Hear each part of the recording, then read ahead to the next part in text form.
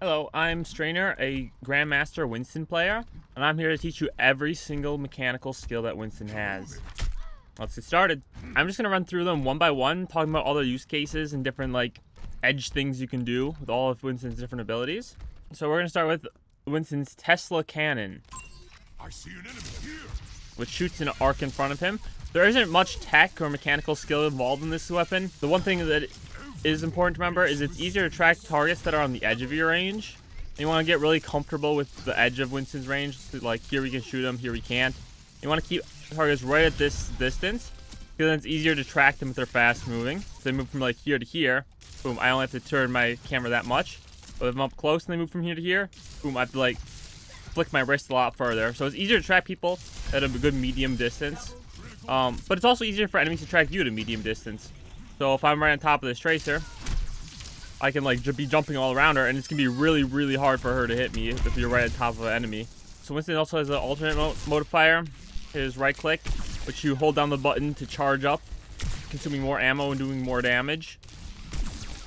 Once again, there's not a lot of actual mechanical skill or tech here. You do have to aim it, but it can't headshot any enemies. One of the things you can do with it is start charging it up, jump, zap them, and then land to try and combo with more damage. Anytime you're not fighting anything, you're always going to be charging this up, zapping. It's a great way to build ult, zap, and then we can dive when someone gets low, right? But there isn't really much cool or unique things you can do with it. It's just a long-range attack. Next up, we have Winston's melee. And this is where stuff starts to get really interesting, because Winston's melee does the exact same DPS as his normal attack. So if I'm zapping them, I'm doing the same damage over time as if I'm zapping plus punching like this. Because this is true, there's a lot of things, there's a lot of different ways we can use Winston's punch. Number one, if we're fighting a single target, we can weave in punches to conserve more ammo. So if I'm doing this, I'll use my ammunition a lot slower than if I'm just holding down my left click button over time. The other thing we can do with punch is right before we land a jump, we can sneak a melee in to make our landing damage do more, right? Boom. Because normally when you jump on someone, you do 50 damage if you get a perfect leap. And then you combine that with 40 damage out of a punch. You can get up to 90 damage just by jumping on someone. Where if all we do is jump, we're getting 50, 60 damage maximum, depending on how perfect the jump is. We're meleeing in 1v1s. We're also meleeing before we jump. The other thing we want to make sure we're doing is finishing all of our kills with a melee. So if the tracer's at this is probably 30 HP here, it's better to punch her to death than it is to zap her to death. Because the punching to death will happen instantaneously, and the zapping to death will happen over time and give the enemy team more chances to heal her. Let me show you. We're low, boom, punch him to death. We're zapping. Low, punch him to death. This one's really, really niche, and honestly, if you don't know this, it's fine. But you can sneak in a melee in the same frame as you go into your ultimate on Winston. So if we press Primal Rage and our melee button at the same time, we're going to get some damage. Watch. See that little tick? That was a melee. I meleeed at the same second that I went Primal Rage. Let me show you this again. I'm going to melee first and then Primal Rage, and you can kind of see it better. See how his fist comes out? If you do it at the exact same time, you'll still get that fist damage, but you won't even have the animation for it, which is kind of cool. Alright, and then the last time I use melee is when I'm jumping past someone. If there's an airborne enemy and I'm flying past them, I go for a quick punch in the air, because that'll do more damage than just a quick zap in the air. So let me show you what that looks like. We jump past this guy and we punch him on the way past. One thing I forgot to mention about Winston melees is that the melee ability has a lingering hitbox. So it's really hard to miss the melee if you have a fast camera, right? So I can punch here and hit these guys, boom, and I do damage to him. Boom, boom. You can hit all 360 around you with a melee if you spin your thing fast enough. So never be scared that you're going to miss your melees. Just go crazy, go wild, play on a high sensitivity. That's Winston's melee, and now we're going to go on to Winston's actual abilities, starting up with Jump Pack. Press Jump Pack, you jump forward, and then you land and you do damage where you land. Now, if you want to get good at Winston, it is vitally important you understand how this ability works and all the different ways you can use it. Alright, let me show you. Winston's Jump Pack has 3 launch angles. When you press the button, you're going to fly upwards at one of 3 angles, and the angle you fly upwards depends upon where you're looking. if this is straight down, and this is straight forward, and this is straight up, right? So if we're looking from straight down up until about flat, up until like right here, we're going to do a small jump. So anywhere we're looking in here, our jump's going to be like at this angle. And then from straight flat to about 75 degrees, so about right here, you're going to do a medium jump. So you're going to jump at this angle. No matter where you're looking, there's no actual difference in Winston's jump depending on where you're looking within this effect here. And then from 75 degrees, you know, up to like negative 75 or whatever, up through straight up, you're going to do a high jump, and you're going to jump off at this angle. Let me show you what that looks like in game. So here, I'm low. Even though I'm looking straight at the ground, I still jump forward because I'm within that low angle of jump. Now we're going to look flat, right? And we're going to do a medium jump. Boom, medium jump. So I'm within the flat level. I'm within flat to 75%, so we're doing medium jump. And then we're going to do a high jump, right? So if we look above 75% angle, boom, we go a high jump, we go straight in the air. Those are the only 3 launch angles that Winston has, all right? And you want to know where like the break points between them are. Next up with jumps, you can move a lot during jump. So when I jump, I don't have to just go forward in a straight line. Look at this. We can modify our jump angles. We can go boom. Now I did a medium jump, but I only jumped 10 meters. Or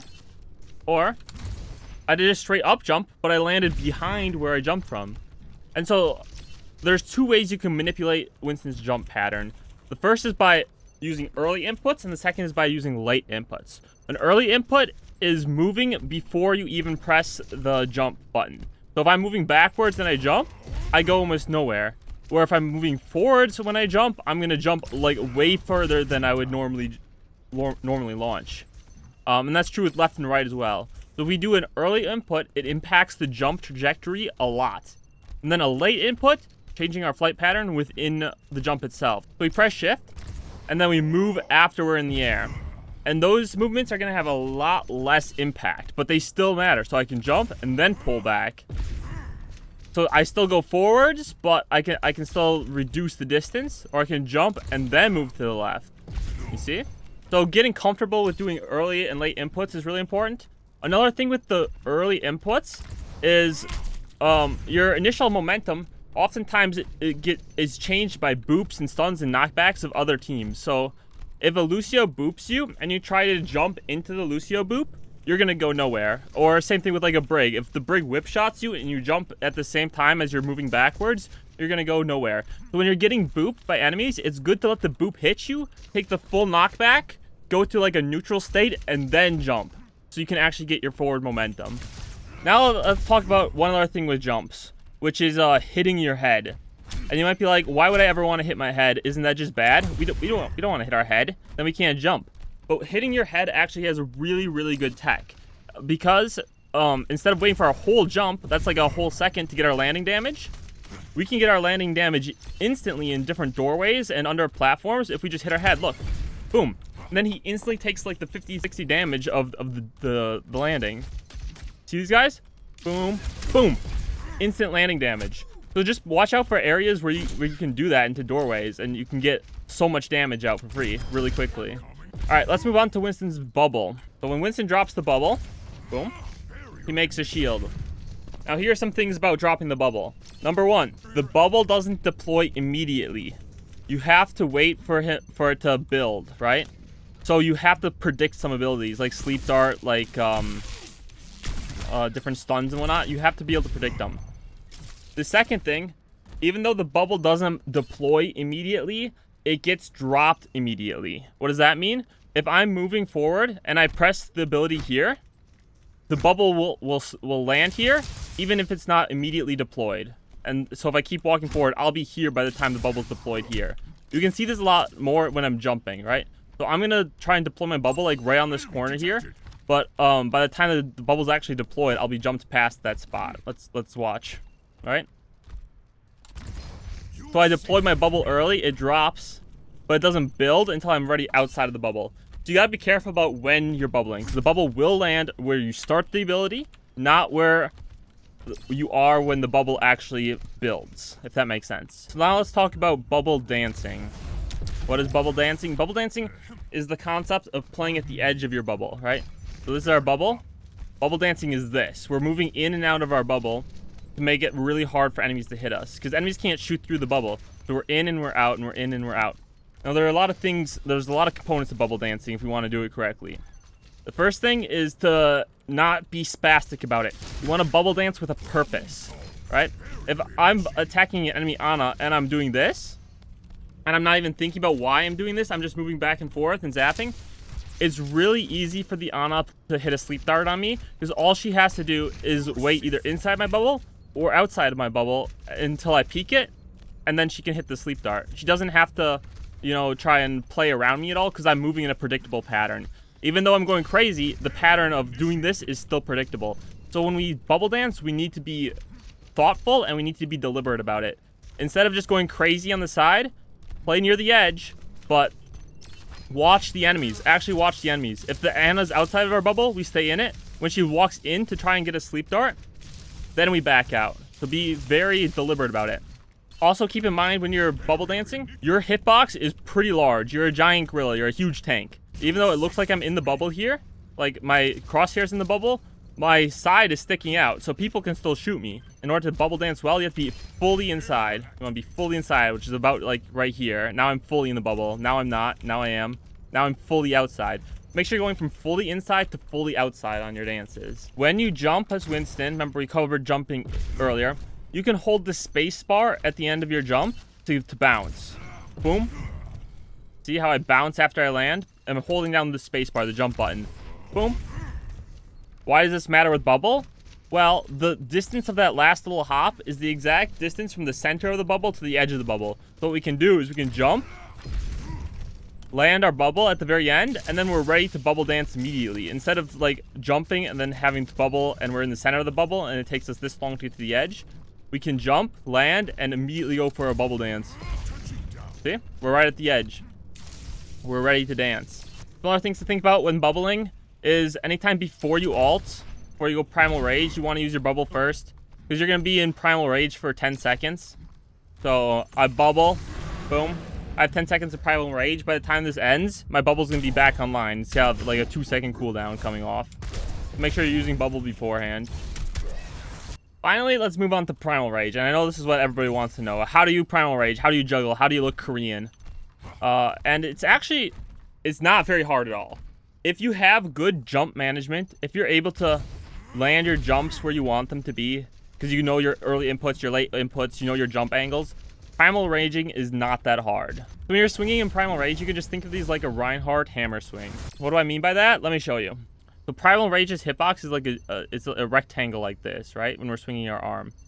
When we're swinging, we're hitting everything in this rectangle. When we're swinging and hitting things in the rectangle, what we want to do is turn the rectangle. So instead of aiming at an enemy here, like we have this much range, if we turn the rectangle at an angle like this, look, now we have this much range. This is the concept of corner swinging. This is a Reinhardt concept. You might have heard it before, but if you turn your weapon, your fists or your hammer to the side, you get more range. So instead of going like this, straight on, we go like this. And see, I have more range now. Now you don't have to spaz out. You can do it like very deliberately. Yes, spazzing out does work, but you can also just go like this. Right? Can't hit the diva. Boom. I turn my box to the side, I hit her on the corner of the box, and she gets knocked off the map. So when we're primal raging, when we're jumping on someone, we want to come in at like an angle. We want to be sweeping back and forth, make sure we're always corner swinging. Right? Boom. Boom. You see that? Boom. Boom. Left, right.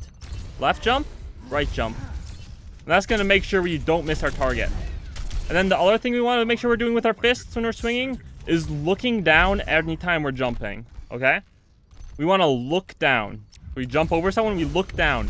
That way we don't miss our targets. It's really easy in Primal Rage to jump over our targets. But if we're looking down, we have a better chance of collecting them. Alright? Remember, Winston's jumps, they have that minimum liftoff angle. So it's really easy to go over your enemies. So look down and collect them up. Now that we know how to use our fists, we can actually talk about how to combo somebody. And I'm just going to show you how we're going to do it. We're going to go Primal Rage. We're going to hit him. We're going to jump. We're going to hit him mid-air. And then wherever he lands, that's where we're going to land. And we're going to be ready to do the whole combo again. Ready? Jump. Or primal. Jump. See that?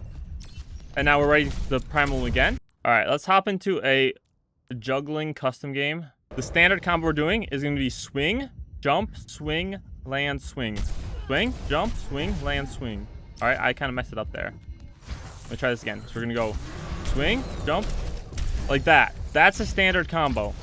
Pop our rage. We hit it. We jump. We hit it. We land. We hit it. See that? Hit it. Jump. Hit it. Hit. And you just want to practice that. Boom. Boom, boom. You get one swing before you land, and you get one swing after you land. But, of course, when we're juggling people, they're usually not going to be in wide open areas. There's going to be walls. And walls are super, super helpful when you're juggling. Let me show you how we use walls. Walls are going to be our friend. Because we can bounce enemies off of the walls, right? We can go boom, boom. And now he bounces off the wall. We know he can't go anywhere. You can keep hitting him into the wall over and over again. See? So if we're doing a standard primal combo, we have to medium jump to catch up to him. When you're bouncing people off the wall, you can do short jumps. And a short jump is when you use your early input. Remember that? We use early inputs to go backwards. And that can help us land right on top of people as they're bouncing off walls. Alright? And if we even get someone into a corner here. So you see, once you have someone in the corner, they literally can't do anything. If they walk forward, they walk into our fists. And if they walk backwards, there's a wall there. So once you have someone in the corner, you can just do this. Short jump, swing, swing, swing. Short jump, swing, swing. Now, if I wanted to get better at Winston, number one thing I would always practice is jumping. You want your jumps to be precise. Precise jumps is how you carry on Winston. And if you want to know how to practice that, let me show you here. Here's how I would practice my jumps. So we'll come into the custom games here, and we'll just turn on a control map. And then we're going to add some Lucios to the enemy team. And we're going to heroes. We're going to find Lucio. And I'm just going to change Lucio's health. We're going to put it down to like 50%. There we go. We'll just turn off all of his abilities like this. And then we can start the match. And all we're going to do is practice landing on top of these Lucios. All right, now we're just going to, all we're going to do, we're not going to use our gun at all. We're just going to try and land on these Lucios. Boom. I think I made them a little too healthy. Oh, no. See? So if I jump a perfect jump on them, they'll die. But if I do a bad jump, they won't take any damage at all, right? We have to land perfectly on them. Boom. Boom. Boom.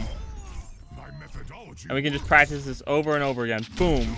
Also, one more secret tech I forgot to talk about earlier with the jump is there are some places in the game that Winston can jump to only if he's crouching. So if we crouch, our hitbox gets smaller, and that allows us to jump to some spots that you can't jump to otherwise. And here's a great example, these doorways, right? So I'd try and jump into that. I can't stay. I don't fit. But if I crouch and I jump in, look at that. So I just press the shift button, and then I press crouch right after the shift button. Alright, I hope some stuff in here was new for you and it helped. Feel free to like or subscribe or do any of that cool stuff. And if you have any questions, you can always drop by my Twitch stream over at Strainer at twitch.tv. And I'm happy to answer them. Peace out, everybody.